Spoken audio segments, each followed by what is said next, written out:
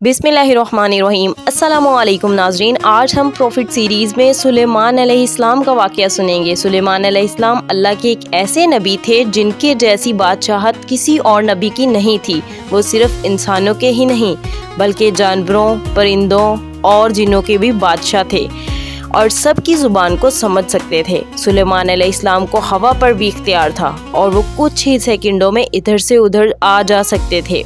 अगर आपको profit series में इंटरेस्ट है तो प्लीज़ मेरे चैनल को सब्सक्राइब कर लीजिए। तो चलिए शुरू करते हैं with the real life story of profit Suleman अलैहिस्सलाम।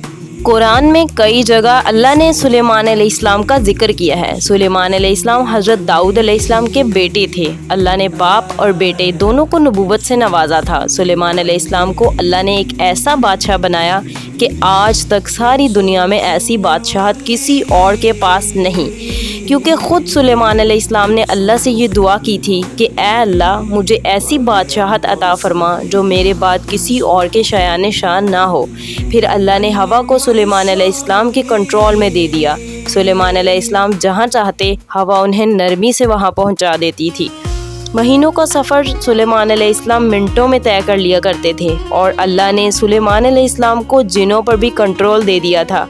जिन सुलेमान अलैहिस्सलाम के हुक्म से बुलंद इमारतें तामीर करते थे, नदी में गोता लगाकर उनसे हीरे जवाहरात और मोती वगैरह निकालते थे जो आम काम इंसानों की ताकत से ज़्यादा होते थे। सुलेमान अलैहिस्सलाम जिनों से वो काम कर लिया करते थे। जो जिन आपका कहना नहीं मानते थे और शरारतें करके कामों में रुकावटें डालते थे, आप उन्हें जंजीरों में जकड़कर कैद खाने में डाल दिया करते थे। और सुलेमान अलैहिस्सलाम की ख़ास सिफ़तों में से एक सिफ़त ये भी थी कि वो जानवरों और परिंदों की बोली को भी समझते थे। सूरह नमल में इसका ज़िक्र किया गया है। सुलेमान अलैहिस्सलाम के सामने उनके तमाम लश्कर जिन्नात, इंसान और परिंदे जमा किए गए। जब वो चूंटियों के मैदान में पहुंचे तो एक चूंटी ने कहा, हटो, अपने अपने घरों में घुस जाओ, ऐसा ना हो कि बेखबरी में सुलेमान अलैहिस्सलाम का लश्कर तुम्हें रौंद डाले। अल्लाह ने एक छोटी सी चूंटी की ये बात सुलेमान अलैहिस्सलाम को सुनवा दी। इस बात पर सुलेमान अलैहिस्सलाम मुस्कुरा कर कहने लगे, ए परवरदिगार, तू मुझे तौफीक दे कि मैं तेरी इन नेमतों का शुक्र अदा करूं जो तूने मुझ पर इनाम की हैं, और मैं ऐसे नेक अमल करता रहूं जिससे तू खुश रहे और मुझे अपनी रहमत से नेक बंदों में शामिल फरमा दे। अल्लाह ताला ने सुलेमान अलैहिस्सलाम को फैसला करने की ज़बरदस्त सलाहियत अता फरमाई थी। एक बार दो औरतें अपना मुकदमा लेकर दाऊद अलैहिस्सलाम के पास आईं। दोनों को अल्लाह ने एक एक औलाद दी थी। एक भेड़िए ने हमला करके बड़ी उम्र वाले औरत का बच्चा खा लिया और वो औरत चालाक थी। उसने छोटी उम्र वाली औरत का बच्चा छीन लिया और कहने लगी, ये मेरा बच्चा है। दाऊद अलैहिस्सलाम ने देखा बच्चा बड़ी उम्र वाली औरत के पास है तो उसके हाथ में फ़ैसला दे दिया। सुलेमान अलैहिस्सलाम ने इजाज़त चाहते हुए कहा, क्या मैं इस मुकदमे का फ़ैसला कर सकता हूँ? दाऊद अलैहिस्सलाम ने इजाज़त दे दी और फिर सुलेमान अलैहिस्सलाम ने औरत से कहा, बच्चा मुझे दो। बच्चा हाथ में लेकर सुलेमान अलैहिस्सलाम ने तलवार निकाली और दोनों औरतों से फरमाया, मैं इसके दो टुकड़े करके तुम दोनों में बराबर तकसीम करने लगा हूँ। ये सुनकर बड़ी औरत बोली, ठीक है, लेकिन छोटी औरत ममता की वजह से चिल्ला उठी और कहने लगी, आप इस बच्चे को जिंदा रहने दें और इसी को दे दें। ये सुनते ही सुलेमान अलैहिस्सलाम बोल उठे, तू ही इसकी असल माँ है, जिसे अपने बच्चे के टुकड़े देखना बर्दाश्त नहीं हो सका। फिर बच्चा उसकी असल माँ को दे दिया गया। एक दिन सुलेमान अलैहिस्सलाम सारे परिंदों की खबर ले रहे थे। जब उन्होंने देखा कि एक परिंदा हुदहुद वहाँ मौजूद नहीं है तो उन्होंने फरमाया, क्या बात है कि हुदहुद नज़र नहीं आ रहा? वो वाकई ही गैर हाजिर है। यकीनन मैं उसे सख्त सज़ा दूंगा अगर वो मेरे सामने कोई माकूल वजह बयान ना करे। थोड़ी ही देर में हुदहुद वहाँ आ गया और बोला, एक ऐसी खबर लाया हूँ कि आपको इसकी खबर भी नहीं। मैं सबा की तरफ गया था। मैंने देखा कि उनकी बादशाह एक औरत है जिसे हर किस्म की चीज़ से कुछ न कुछ दिया गया है और उसका तख्त बड़ा अजीम है। मैंने उसे और उसकी कौम को अल्लाह ताला को छोड़कर सूरज को सजदा करते हुए पाया है। शैतान ने उन्हें सीधे रास्ते से हटा दिया है। हुदहुद एक ऐसा परिंदा था जो सूगी ज़मीन में भी पानी वाले हिस्सों का पता लगा लिया करता था। सुलेमान अलैहिस्सलाम को भी ये हुदहुद बताया करता था कि पानी कहाँ है, फिर आप जिन्नात के ज़रिए वहाँ से पानी निकलवाते थे। जब सुलेमान अलैहिस्सलाम ने ये इतला सुनी तो वो बहुत हैरान हुए। उन्होंने हुदहुद से कहा, ہم ابھی تمہاری بات کی تصدیق کر لیتے ہیں، میرے اس خط کو لے جاؤ اور انہیں دے دو، پھر ان کے پاس سے آنا اور دیکھنا کہ وہ کیا جواب دیتے ہیں۔ آپ نے ایک خط لکھ کر اسے دے دیا۔ ہدہد وہ خط لے کر ملکہ بلقیس کے پاس گیا اور سامنے خط گرا کر خود اڑ کر دیوار پر جا بیٹھا۔ خط دیکھ کر ملکہ بلقیس نے کہا، اے سردارو، میری طرف ایک باوقت خط ڈالا گیا ہے جو سلیمان علیہ السلام کی طرف سے ہے اور جو بخشش کرنے والے مہربان اللہ کے نام سے شروع ہوتا ہے۔ اس میں یہ لکھا ہے کہ تم سرکشی نہ کرو اور مسلمان بن کر میرے پاس آ جاؤ۔ ملکہ بلقیس نے کہا، اے میرے سردارو، تم میرے اس معاملے میں مجھے مشورہ دو، میں کسی چیز کا فیصلہ تمہاری رائے کے بغیر نہیں کروں گی۔ سب نے جواب دیا، ہم طاقت اور قوت والے ہیں، سخت لڑنے والے ہیں، آگے آپ کو اختیار ہے، آپ خود ہی سوچ لیجئے کہ آپ ہمیں کیا حکم فرماتی ہیں۔ ملکہ بلقیس نے کہا، بادشاہ جب کسی بستی میں گھستے ہیں تو وہ اس کو اجاڑ دیتے ہیں اور وہاں کے عزت دار لوگوں کو ذلیل کر دیتے ہیں، اور یہ لوگ بھی ایسا ہی کریں گے۔ میں انہیں ایک ہدیہ بھیجتی ہوں، پھر میں دیکھتی ہوں کہ قاصد کس طرح کا جواب لے کر آتا ہے۔ ملکہ بلقیس یہ اندازہ کرنا چاہتی تھی کہ سلیمان علیہ السلام کس قسم کے بادشاہ ہیں اور یہ کہ وہ ان کے خلاف لڑ سکیں گے بھی یا نہیں۔ چنانچہ اس نے فلسطین کی طرف بے شمار تحفے بھیجے تاکہ لڑائی کی نوبت ہی نہ آئے۔ جب سلیمان علیہ السلام کے پاس یہ تحفے پہنچے تو وہ غضبناک ہو گئے۔ جب قاصد سلیمان علیہ السلام کے پاس پہنچا تو انہوں نے فرمایا، کیا تم مال سے مجھے مدد دینا چاہتے ہو؟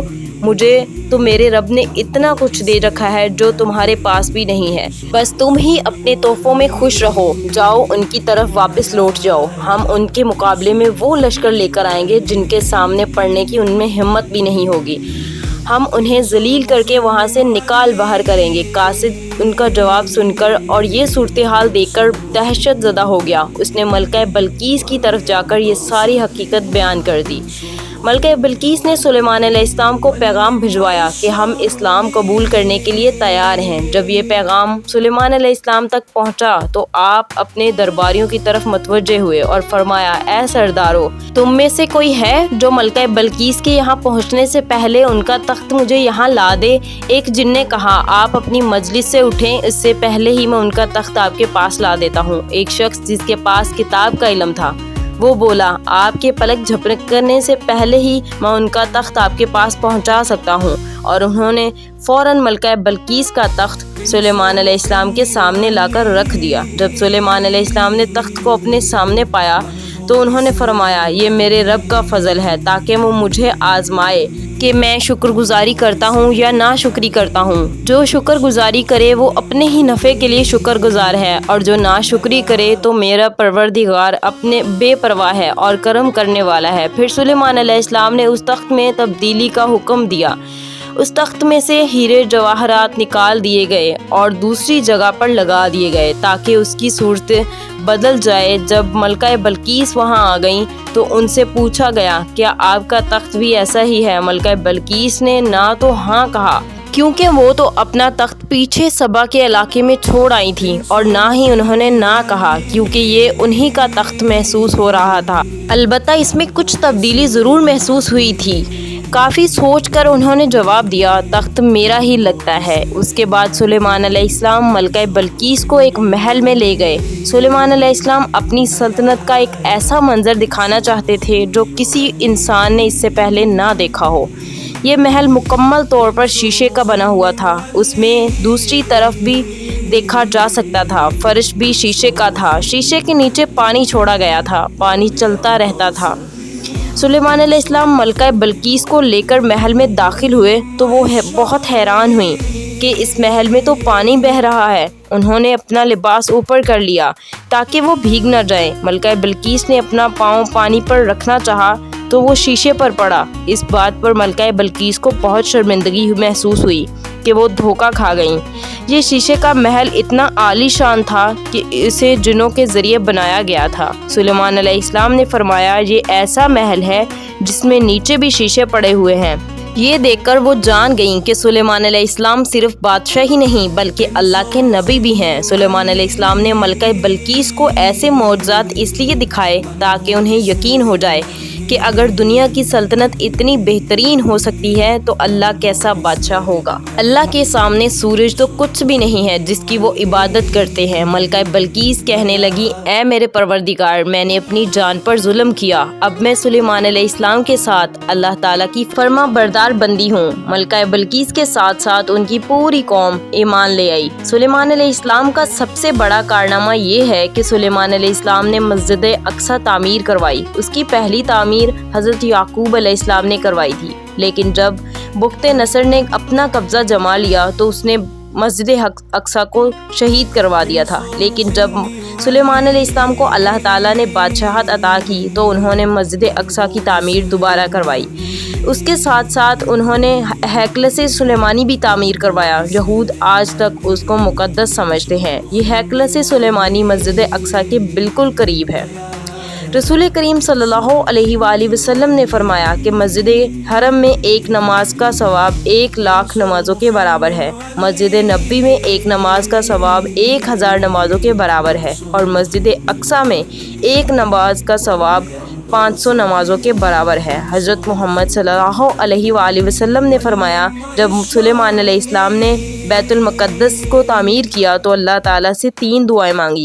ان میں سے 2 دعائیں اللہ تعالیٰ نے قبول فرمائیں اور ایک کے بارے میں ہم امید کرتے ہیں کہ وہ ہمیں ملے گی۔ سلیمان علیہ السلام نے پہلی دعا یہ مانگی کہ اے اللہ، مجھے ایسی حکومت دے جو تیری حکومت کے موافق ہو، یعنی عدل و انصاف کی فروانی اور کسی پر ظلم نہ ہو۔ اللہ نے یہ دعا قبول فرمائی۔ سلیمان علیہ السلام نے دوسری دعا یہ مانگی کہ مجھے ایسا ملک عطا فرما جو میرے سوا کسی شخص کے لائق نہ ہو۔ اللہ تعالیٰ نے یہ دعا بھی قبول فرمائی، اور انہوں نے تیسری دعا یہ مانگی کہ جو شخص بھی گھر سے نکلے اور وہ مسجد اقصی میں نماز پڑھنے کا ارادہ رکھتا ہو تو وہ اپنے گناہوں سے اس طرح نکل جائے جس طرح سے پیدائش کے دن تھا۔ تیسری دعا کے متعلق حضرت محمد صلی اللہ علیہ وآلہ وسلم نے فرمایا ہے کہ امید ہے کہ یہ دعا اللہ تعالیٰ نے ہماری امت کے لیے رکھ لی ہے۔ اللہ تعالیٰ نے سلیمان علیہ السلام کو بہترین بادشاہت اور بے شمار طاقت عطا فرمائی تھی، لیکن اس کے باوجود وہ تھے تو انسان ہی۔ موت ہر انسان کو پہنچ کر رہتی ہے۔ انسان جتنی بھی قدرت حاصل کر لے، جتنا بھی غلبہ لے، جتنی بھی عظمت حاصل کر لے، لیکن موت سے نہیں بچ سکتا۔ اللہ تعالیٰ نے چاہا کہ سلیمان علیہ السلام کی موت سے بھی لوگوں کو عبرت حاصل ہو۔ سلیمان علیہ السلام کے دور میں لوگ جنات کے فتنے میں مبتلا تھے۔ کالا جادو عام تھا۔ لوگ سوچتے تھے کہ جنات غیب کا علم رکھتے ہیں۔ اللہ تعالیٰ نے چاہا کہ لوگوں کو سلیمان علیہ السلام کی موت کے ذریعے بتائیں کہ جنات کو علم غیب نہیں ہے۔ ایک دن سلیمان علیہ السلام نے جناتوں کو سختی سے کام پر لگایا۔ وہ سب آپ کے سامنے کام پر لگ گئے۔ آپ ان کی نگرانی کرتے رہے۔ جناتوں کے دل میں سلیمان علیہ السلام کا بہت خوف تھا، کیونکہ سستی کرنے پر آپ انہیں سخت سزائیں دیتے تھے۔ آپ کھڑے ہو کر ان کی نگرانی کرتے رہے۔ اس وقت سلیمان علیہ السلام کی عمر 150 سال تھی۔ جنات بیت المقدس کی تعمیر میں مصروف تھے۔ ایسے میں آپ نے اپنا عصا پکڑا اور اس پر اپنی ہتھیلیاں ٹکا دیں، ہتھیلیوں پر اپنا سر رکھ دیا۔ اسی طرح ان کی نگرانی کرتے رہے، اور اسی حالت میں اللہ تعالیٰ نے آپ کی روح قبض کر لی۔ سلیمان علیہ السلام کی آنکھیں کھلی رہ گئیں۔ ادھر جن مسلسل کام کرتے رہے، وہ یہی خیال کر رہے تھے کہ سلیمان علیہ السلام زندہ ہیں اور انہیں دیکھ رہے ہیں۔ سلیمان علیہ السلام کا خلیفہ آیا تو وہ جان گیا کہ آپ انتقال کر گئے ہیں، لیکن اس نے بھی جنات پر یہ بات ظاہر نہیں کی۔ اسی طرح 2 سال گزر گئے۔ جنات اس قدر سخت نگرانی پر حیران تھے۔ وہ دیکھ رہے تھے کہ 2 سال سے سلیمان علیہ السلام نے حرکت تک نہیں کی، پلک تک نہیں جھپکائی۔ پھر سلیمان علیہ السلام کی عصا پر دیمک لگ گئی اور وہ اندر ہی اندر اس لکڑی کو کھوکھلا کرتی رہی۔ آخر وہ لاٹھی ٹوٹ گئی۔ سلیمان علیہ السلام زمین پر گر گئے۔ اس وقت جنات کو پتہ چلا کہ ان کی وفات ہوئے تو عرصہ گزر چکا ہے۔ تب سلیمان علیہ السلام کی ساری قوم کو پتہ چل گیا کہ جنات کو غیب کا علم نہیں ہے، بلکہ جنات تو انسانوں سے بھی کم عقل رکھتے ہیں۔ جب سلیمان علیہ السلام گر پڑے تو اسی وقت جنات جان گئے کہ اگر وہ غیب کا علم رکھتے تو اس ذلت کے عذاب میں مبتلا نہ ہوتے۔ اسی طرح اللہ نے لوگوں کو سمجھایا کہ جنات بھی اللہ تعالیٰ کی مخلوق ہے اور اللہ سے اوپر علم نہیں رکھتی۔ اسی کے ساتھ ہی سلیمان علیہ السلام کا واقعہ اپنے اختتام کو پہنچتا ہے۔ سلیمان علیہ السلام کی زندگی سے ہمیں یہ سبق ملتا ہے کہ اللہ کے سوا اور کوئی عبادت کے لائق نہیں۔ جو کوئی بھی اللہ کے سوا کسی اور کی عبادت کرے گا وہ صرف اور صرف ذلیل و خوار ہوگا۔